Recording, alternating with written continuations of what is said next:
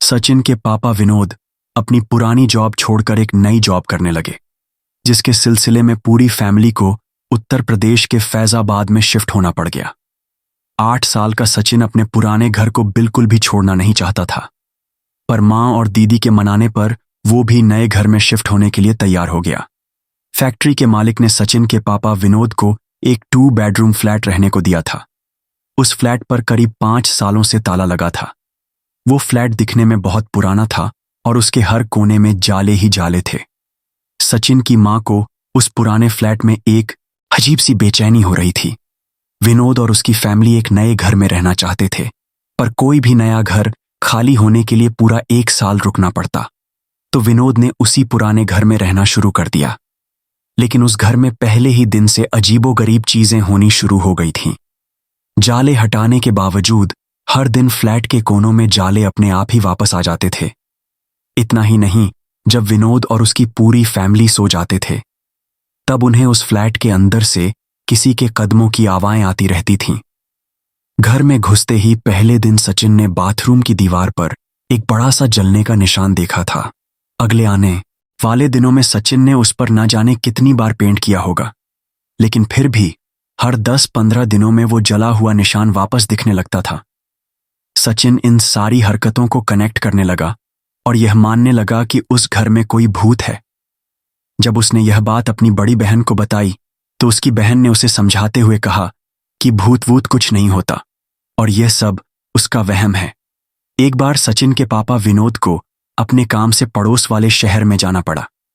घर में बस सचिन, उसकी बहन और उसकी माँ थे। दोनों बच्चे अपने रूम में सो रहे थे और माँ अपने बेडरूम में। रात के करीब 1 फुट बज रहे थे और सचिन की माँ की नींद बार बार टूट रही थी।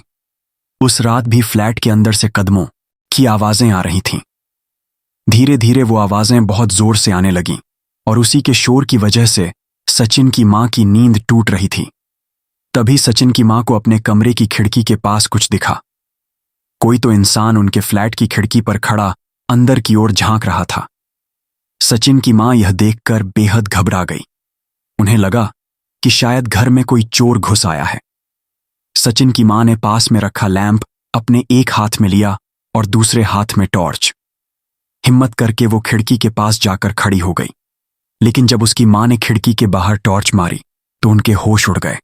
उस इंसान के चेहरे की खाल जली हुई थी और उसकी चेहरे की हड्डियां दिख रही थीं और वो इंसान उसकी माँ की ओर ही देख रहा था।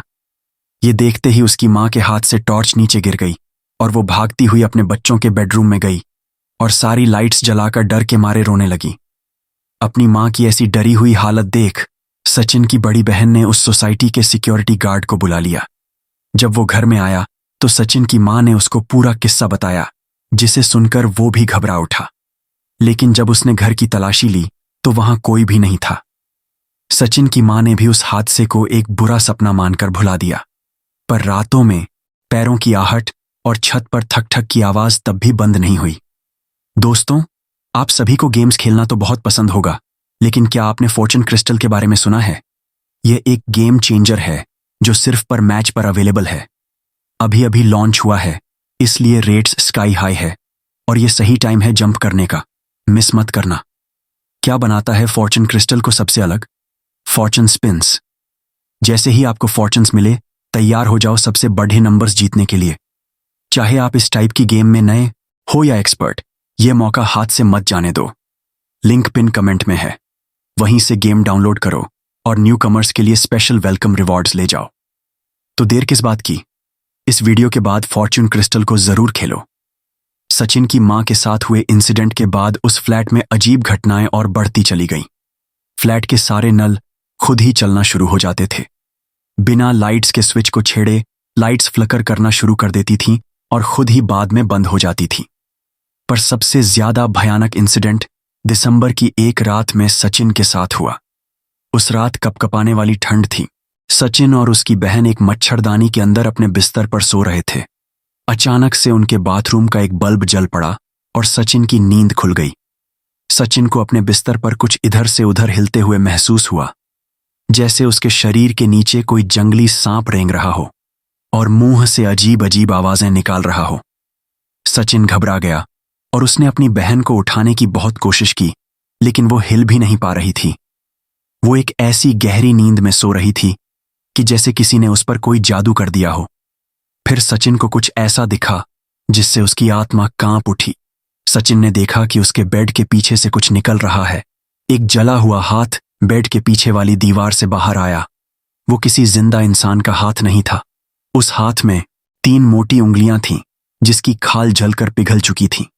वो जला हुआ हाथ धीरे धीरे सचिन के सर के पास आया और फिर उसके सर को फेरने लगा, जैसे कोई उसको सुलाने की कोशिश कर रहा हो। पर सचिन की नींद उड़ चुकी थी। उसका शरीर जम गया था। सचिन चाहकर भी उस जले हाथ को हटा नहीं पा रहा था।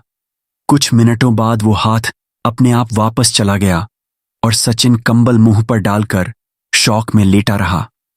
उसकी बैंड गीली हो गई थी क्योंकि उसने घबराहट के मारे बेड में ही यूरिन कर दी।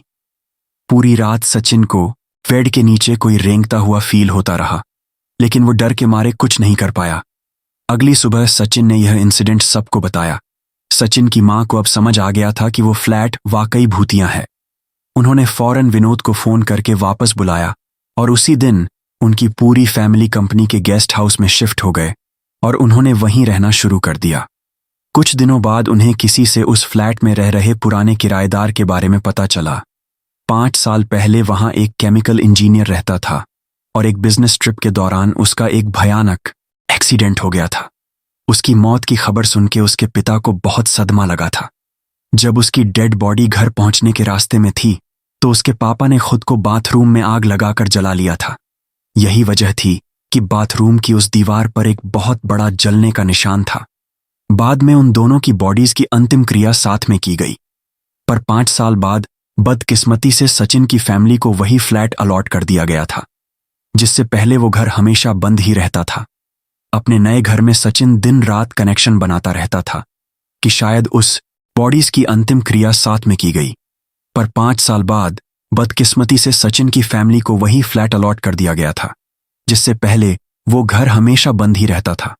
अपने नए घर में सचिन दिन रात कनेक्शन बनाता रहता था कि शायद उस रात जो जला हुआ हाथ उसने महसूस किया था और जो जला हुआ इंसान उसकी मां ने देखा था, वो उसी केमिकल इंजीनियर के पिता की आत्मा थी जो शायद अपने बेटे को ढूंढ रही थी। आपको क्या लगता है? हमें कमेंट्स में जरूर बताइए। और हाँ, एंड स्क्रीन पर क्लिक करो और देखो हमारा नया पॉडकास्ट नवाजुद्दीन सिद्दीकी के